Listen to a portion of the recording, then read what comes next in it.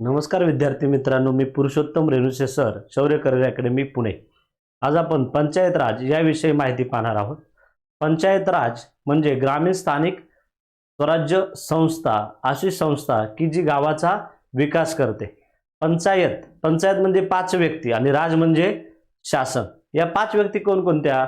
तर सरपंच, उपसरपंच, ग्रामसेवक आणि इतर 2 सदस्य। त्यामुळे याला पंचायत राज असं म्हटलं जातं। ही जी संस्था आहे ही त्रिस्तरीय आहे। याच्यामध्ये ग्रामपंचायत, पंचायत समिती आणि जिल्हा परिषद याद्वारे हिचं कार्य पाहिलं जातं। आता पंचायत राज या विषयामध्ये आपण कोणकोणते घटक पाहणार आहोत? याच्यामध्ये ग्रामपंचायत, पंचायत समिती आणि जिल्हा परिषद। मग हे जे 3 घटक आहेत, हे 3 घटक ग्रामीण स्थानिक स्वराज्य संस्थेमध्ये येतात आणि शहरी स्थानिक स्वराज्य संस्थेमध्ये नगरपंचायत, नगरपालिका, नगरपालिकेलाच नगर परिषद असं म्हटलं जातं आणि महानगरपालिका आणि या 6 ज्या संस्था आहेत ह्या मिळून ज्याला आपण पंचायत राज असं म्हटलं जातं। ग्रामीण स्थानिक स्वराज्य संस्था आणि शहरी स्थानिक स्वराज्य संस्था। मग पंचायत राज हा विषय पाहताना आपल्याला कोणकोणते घटक पाहावे लागतात? तर याच्यामध्ये बघा पंचायत राज, पंचायत राज या पंचायत राजला दुसरं नाव स्थानिक स्वराज्य संस्था असं म्हटलं जातं। मग याच्यामध्ये बघा ही त्रिस्तरीय आहे। मग ग्रामीण स्थानिक स्वराज्य संस्था हा याच्यामध्ये पहिला घटक येतो। मग याच्यामध्ये कोणकोणते 3 घटक येतात? तर शेवटचा जो स्तर आहे ग्रामपंचायत, ग्रामपंचायत, त्याच्यानंतर पंचायत समिती आणि तिसरा जो घटक आहे जिल्हा परिषद। बघा हे पाहत असताना, पंचायत राज शिकत असताना अगोदर याची आपल्याला काय पाहावी लागेल? पार्श्वभूमी पंचायत राजची। मग पार्श्वभूमीमध्ये आपण कोणकोणते घटक पाहणार आहोत? तर पार्श्वभूमीमध्ये स्वातंत्र्योत्तर कालखंड, स्वातंत्र्योत्तर कालखंड व या स्वातंत्र्योत्तर कालखंडामध्ये म्हणजे आपल्याला स्वातंत्र्य मिळायच्या अगोदर। व याच्यामध्ये 2 कालखंड पडतात। याच्यामध्ये प्राचीन किंवा त्याला वैदिक कालखंड म्हटलं जातं।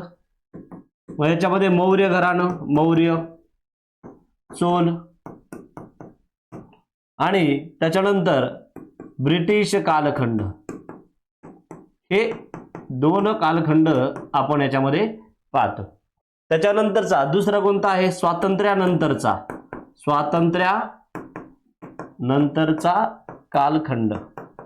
याच्यामध्ये आपल्याला पंचायत राजची पार्श्वभूमी पाहता येते। बघा मग पार्श्वभूमी पाहत असताना स्वातंत्र्योत्तर कालखंड, स्वातंत्र्यानंतरचा कालखंड हे पाहिल्यानंतर पंचायत राज आपल्या देशामध्ये, आपल्या राज्यामध्ये पंचायत राज कधी लागू झालं यासाठी काही समित्यांची स्थापना करण्यात आली होती। आपण जर देशाचा किंवा भारताचा विचार केला तर बलवंतराव मेहता ही जी समिती आहे, या बलवंतराव मेहता समितीने ज्या शिफारसी सुचवल्या होत्या या शिफारसीनुसार भारतामध्ये राजस्थान राज्यातील नागौर जिल्ह्यामध्ये पहिलं पंचायत राज काय झालं होतं? अस्तित्वात आलं होतं। याचं उद्घाटन पंडित जवाहरलाल नेहरूंनी केलं होतं।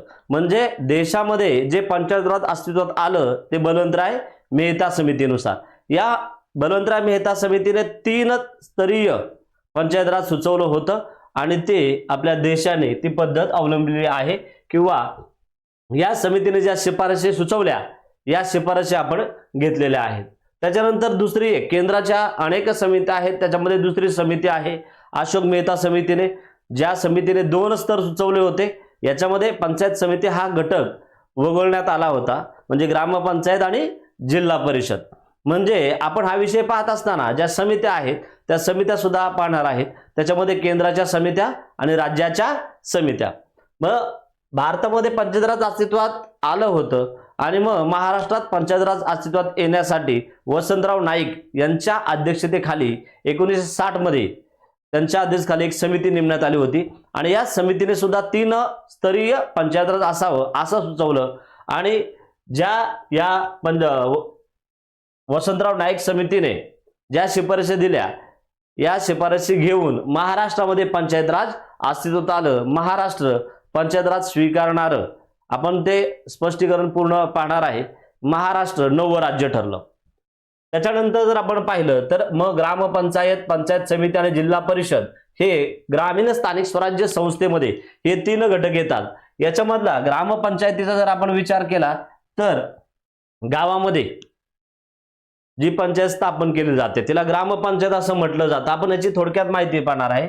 नंतर याचं पूर्ण स्पष्टीकरण आपण नंतरच्या पुढच्या लेक्चरमध्ये पाहणार आहोत. मग हा ग्रामपंचायतीमध्ये किंवा ग्रामपंचायतीचा जो कायदा आहे हा मुंबई ग्रामपंचायत अधिनियम 1958 या मुंबईच्या जागी महाराष्ट्र अधिनियम 1958 असं करण्यात आलेला आहे. आणि हा 1958चा जो अधिनियम आहे हा 1958चा अधिनियम लागू 1 जून 1959 मध्ये हा जो 1958चा कायदा आहे हा लागू करण्यात आलेला आहे. मग याच्यामध्ये आपण पाहिलं की राज्यघटनेतील कलम 40 नुसार आणि या मुंबई अधिनियम कायदा 1958 याच्यानुसार कलम 5 नुसार आणि राज्यघटनेतील कलम 40 नुसार महाराष्ट्रामध्ये ग्रामपंचायत स्थापन करण्याची काय आहे तरतूद आहे. मग आपण महाराष्ट्राचा विचार केला तर आतापर्यंत 28,000हून अधिक ग्रामपंचायती महाराष्ट्रामध्ये आहेत. सातारा जिल्ह्यामध्ये सर्वाधिक ग्रामपंचायती अस्तित्वात आहेत. मग या ग्रामपंचायतीमध्ये महत्त्वाचे घटक कोणते येतात? याच्यामध्ये ग्रामपंचायतीचा जो पदाधिकारी असतो त्याला सरपंच आणि उपसरपंच, सरपंच आणि उपसरपंच असं म्हटलं जातं. यांच्याविषयी आपल्याला माहिती पाहावी लागते. त्याच्यानंतर याचा जो प्रशासकीय अधिकारी आहे या प्रशासकीय अधिकाऱ्याला ग्रामसेवक काय म्हटलं जातं? ग्रामसेवक. याच्याविषयी माहिती आपण याच्यामध्ये पाहत असतो. मी तुम्हाला थोडक्यात माहिती सांगणार आहे, पाहत असतो. त्याच्यानंतर पंचायत समिती, पंचायत समिती आणि जिल्हा परिषद हा जो कायदा आहे हा कायदा 1961चा आहे आणि हा कायदा 1 मे 1962 ला काय झालेला आहे? लागू झालेला आहे. 1961चा कायदा आहे. महाराष्ट्र जिल्हा परिषद व पंचायत समिती अधिनियम 1961 आणि या अधिनियम 1961 नुसार 1 मे 1962 ला हा कायदा काय झाला? लागू झालेला आहे. मग इथं कलम ग्रामपंचायतीचं जे कलम आहे ते कलम मी सांगितल्याप्रमाणे किती आहे? 5 आहे. पंचायत समिती कलम 56 नुसार स्थापन करण्यात येते आणि जिल्हा परिषद जी आहे ती कलम 6 नुसार या जिल्हा परिषदेची स्थापना केली जाते. मग पंचायत समिती कुठे स्थापन केली जाते? 100 ते 125 खेडे मिळून एक गट तयार केला जातो आणि अशा ठिकाणी पंचायत समितीची काय होते? स्थापना होते. पंचायत समितीमध्ये कोण कोण पदाधिकारी असतात? सभापती, उपसभापती आणि या पंचायत समितीचा प्रशासकीय अधिकारी बीडीओ असतो. कोण असतो? बीडीओ, ब्लॉक डेव्हलपमेंट ऑफिसर, ज्यालाच गट विकास अधिकारी असं म्हटलं जातं. तो पंचायत समितीचा प्रशासकीय अधिकारी असतो. पुढे आहे की पंचायत समिती 10-12 पंचायत समिती मिळून किंवा 10-12-14 असे मिळून जिल्हा परिषद तयार होत असते. मग जर आपण महाराष्ट्राचा विचार केला तर महाराष्ट्रामध्ये 36 जिल्हे आहेत आणि या 36 जिल्ह्यांमध्ये 34 जिल्हा परिषदा आहेत. किती आहेत? 34 जिल्हा परिषदा. मग मुंबई शहर,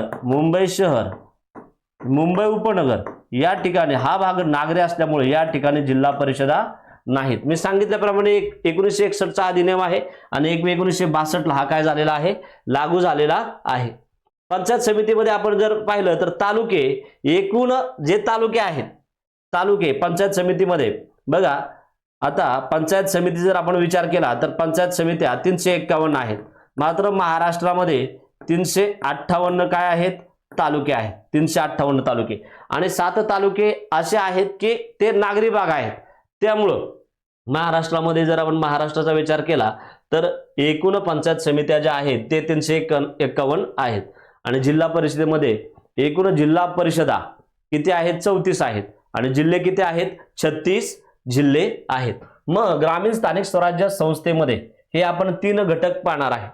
याच्यामध्ये महत्त्वाचं, आता आपण ग्रामपंचायत, पंचायत समिती पाहिली, जिल्हा परिषद जसं पाहिलं तर याच्यामध्ये झेडपी अध्यक्ष आणि उपाध्यक्ष हे पदाधिकारी असतात. झेडपी अध्यक्ष आणि उपाध्यक्ष. आणि याचा प्रशासकीय अधिकारी जो असतो, हा प्रशासकीय अधिकारी हा झेडपीचा सीईओ, ज्याला आपण चीफ एक्झिक्युटिव्ह ऑफिसर किंवा काय म्हणता येईल, झेडपीचा जो प्रशासकीय अधिकारी आहे याला मुख्य कार्यकारी अधिकारी असं म्हटलं जातं आणि उपमुख्य कार्यकारी अधिकारी. मग ग्रामीण स्थानिक स्वराज्य संस्थेमध्ये आपण हे 3 घटक पाहणार आहे: ग्रामपंचायत, पंचायत समिती, जिल्हा परिषद. पुढं बघा, मग दुसरा घटक कोणता आहे? शहरी स्थानिक स्वराज्य संस्था. शहरी स्थानिक स्वराज्य संस्था. मग शहरी स्थानिक स्वराज्य संस्थेमध्ये कोणकोणते घटक येतात? नगर पंचायत, नगर पंचायत, नगर पालिका, महानगर पालिका. यांचा जो कायदा आहे हा कायदा 1965 चा कायदा आहे. कधीचा आहे? 1965 चा कायदा आहे. महानगरपालिकेचा जो कायदा आहे, या महानगरपालिकेमध्ये मुंबईची जी महानगरपालिका आहे, ही मुंबईची महानगरपालिका 1949 च्या कायद्यानुसार चालते. नंतर नागपूरची महानगरपालिका जी आहे ती 1948 च्या कायद्यानुसार चालते. आणि ज्या इतर आहेत या इतर 1965 च्या कायद्यानुसार चालतात. मग पुढे बघा, याच्यामध्ये महत्वाचं नगर पंचायत, नगरपालिका. नगरपालिकेला दुसरं नाव काय आहे? नगर परिषद. काय आहे? नगर परिषद आहे. आणि महानगरपालिका. जर महाराष्ट्राचा जर आपण विचार केला तर महाराष्ट्रामध्ये एकूण नगर पंचायती ज्या आहेत त्या अंदाजे 125 आहेत. नगरपालिका किंवा नगर परिषदा या 232 आहेत. आणि महानगरपालिका ज्या आहेत त्या सध्या 29 आहेत. या 29 मध्ये 27वी जी आहे ती इचलकरंजी नुकतीच स्थापन झालेली आहे. इचलकरंजी कोल्हापूरमध्ये. आणि ही 28वी म्हणता येईल. आणि 29वी जी आहे ती जालना ही महानगरपालिका स्थापन करण्यात आलेली आहे. मग याच्यामध्ये या 2 महानगरपालिका वेगळ्या कायद्यानुसार आणि राहिलेल्या 27 महानगरपालिका 1965 च्या कायद्यानुसार चालतात. हे घटक आपण पंचायत राजमध्ये पाहणार आहे. नगर पंचायत, नगरपालिका आणि महानगरपालिका. जसं आपण त्या ठिकाणी ग्रामीण स्थानिक स्वराज्य संस्थेमध्ये पाहिले पदाधिकारी, तर या ठिकाणी सुद्धा बघा तिथं अध्यक्ष, उपाध्यक्ष असतात. इकडं प्रशासकीय अधिकारी म्हणता येईल. प्रशासकीय अधिकारी हा सर्वोच्च असतो. नगरपंचायती या ठिकाणी. नगरपालिकेचा जर विचार केला तर या ठिकाणी नगराध्यक्ष, उपनगराध्यक्ष. सर्वोच्च जो अधिकारी असतो प्रशासकीय अधिकारी याला आपल्याला मुख्याधिकारी म्हणता येईल किंवा त्याला मुख्याधिकारी म्हणतात. त्याच्यानंतर महानगरपालिका. महानगरपालिकेमध्ये पदाधिकारी कोण असणार आहे? महापौर आणि उपमहापौर. महापौर आणि उपमहापौर असतो. आणि महानगरपालिकेमध्ये जो सर्वोच्च अधिकारी असतो मनपा आयुक्त. प्रशासकीय अधिकारी. प्रशासकीय अधिकारी कोण असतो? मनपा आयुक्त असतो. याच्याविषयी आपण काय करणार आहे? माहिती आपण याच्यामध्ये पाहणार आहे. याच्यामध्ये महत्वाचं पुढे बघा, हे 2 घटक झाले: ग्रामीण स्थानिक स्वराज्य संस्था, शहरी स्थानिक स्वराज्य संस्था. त्याच्यामध्ये अजून आपल्याला कटक मंडळे किंवा कॅन्टोन्मेंट बोर्ड, कटक मंडळे किंवा त्यालाच कॅन्टोन्मेंट बोर्ड असं म्हटलं जातं. म्हणजे या ठिकाणी कटक मंडळे, कॅन्टोन्मेंट बोर्ड. जर भारताचा विचार केला तर भारतामध्ये 62 कटक मंडळे आहेत. 1924 चा जो जुना कायदा आहे हा कायदा बंद होऊन 2006 नुसार या कटक मंडळाचं काम पाहिलं जातं. 2006 चा जो कायदा आहे या 2006 च्या कायद्यानुसार कटक मंडळाचं काम संरक्षण मंत्रालयाद्वारे काय केलं जातं? पाहिलं जातं. सैनिक क्षेत्रामधले नागरी सैनिक क्षेत्र जे आहे या सैनिक क्षेत्रातील या ठिकाणी कुटुंब किंवा नागरी भाग आपल्याला म्हणता येईल. मग भारतामध्ये एकूण कटक मंडळे जी आहेत, कटक मंडळे ती किती आहेत? 62 आहे. आणि त्याच्यामध्ये महाराष्ट्रामध्ये एकूण 7 आहेत. त्याच्यामध्ये पुण्यामध्ये आपले किती आहेत? 3 कटक मंडळे पुण्यामध्ये आहेत. पुण्यामध्ये किती कटक मंडळ आहेत? 3 कटक मंडळ आहेत. याच्याविषयी सुद्धा आपण काय करणार आहे? माहिती पाहणार आहे. पंचायत राज विषयामध्ये अजून 2 घटक पाहिले जातात किंवा ते विचारले जातात. हे आहेत महसूल प्रशासन. काय म्हणतात आपल्याला? महसूल प्रशासन. मग महसूल प्रशासनामध्ये जे प्रशासकीय अधिकारी आहेत, या प्रशासकीय अधिकाऱ्यांवर प्रश्न विचारले जातात. महसूल प्रशासनामध्ये प्रशासकीय अधिकारी आहेत. तर शेवटचा जो अधिकारी आहे त्याला आपण काय म्हणतो? कोतवाल. हा शासकीय आहे. त्याच्यानंतर पोलीस पाटील निमशासकीय आहे. पोलीस पाटील निमशासकीय आहे. त्याच्यानंतर तलाठी. तलाठी सर्कल. सर्कललाच मंडल अधिकारी. मंडल अधिकारी असं म्हटलं जातं. नंतर नायब तहसीलदार. नायब तहसीलदार. तहसीलदार. उपजिल्हाधिकारी. उपजिल्हाधिकाऱ्यांना दुसरं नाव प्रांताधिकारी. प्रांताधिकारी किंवा उपविभागीय अधिकारी. उपविभागीय अधिकारी म्हटलं जातं. आणि सर्वोच्च जो आहे तो जिल्हाधिकारी. कलेक्टर. जिल्हाधिकारी. या प्रशासकीय अधिकाऱ्यांविषयी आपण काय पाहणार आहे? माहिती पाहणार आहे. जिल्हाधिकारी, उपजिल्हाधिकारी, ज्यालाच प्रांताधिकारी किंवा उपविभागीय अधिकारी म्हटलं जातं, तहसीलदार, नायब तहसीलदार, मंडल अधिकारी, तलाठी, पोलीस पाटील आणि कोतवाल यांच्यावर तुम्हाला पंचायत राज या विषयामध्ये परीक्षेला प्रश्न विचारले जातात. आता हे जे 3 घटक आहेत हे ग्रामस्तरावर किंवा गाव स्तरावर काम करतात. गाव स्तर आपल्याला म्हणता येईल. हे जे आहेत ते तालुका स्तरावर काम करतात. कोण?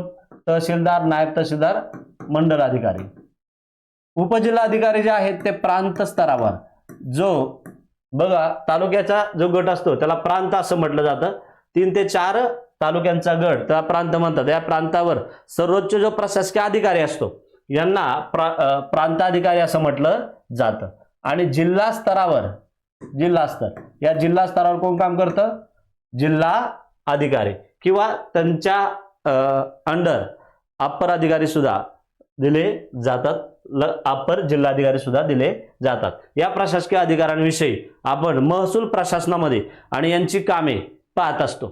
त्याच्यानंतर चौथा जो घटक आहे याच्यामध्ये पोलीस प्रशासन. पोलीस प्रशासन. पोलीस प्रशासनामध्ये पोलीस प्रशासनामध्ये मग आपण SRPF चे जे गट आहेत, बरोबर ना, 3 SRPF चे जे गट आहेत किंवा पोलीस मुख्यालयांविषयी जी माहिती आहे किंवा पोलीस पदाविषयी जी माहिती आहे ते आपण पाहत असतो. याच्यामध्ये जो शेवटचा घटक येतो तो येतो पोलीस शिपाई किंवा त्याला नवीन नाव अंमलदार असं म्हटलं आहे. यांची जी परीक्षा आहे ते मुख्यालय घेत असतं. जिल्हा मुख्यालय. कोण घेत असतं? जिल्हा मुख्यालय. पुढची जी पदं आहेत ती पदोन्नतीने दिली जातात. त्याच्यानंतर PSI, DYSP किंवा आपण त्याला ACP या ज्या एक्झाम आहेत या एक्झाम MPSC घेते. महाराष्ट्र लोकसेवा आयोग, महाराष्ट्र पब्लिक सर्व्हिस कमिशन ही या अधिकाऱ्यांची निवड करीत असते. त्याच्यानंतर SP हे जे पद आहे UPSC union public service commission संघ लोकसेवा आयोगाद्वारे निवड केली जाते. आणि सर्वोच्च पद जे आहे पोलीस महासंचालक, जे राज्याचं संचालक हे पद आहे. मग इतर याच्यातली जी पदं आहेत ते आपण पाहणार आहेत आणि ती पदोन्नतीने दिली जातात. मग या पोलीस प्रशासनाविषयी आपण माहिती पाहणार आहे.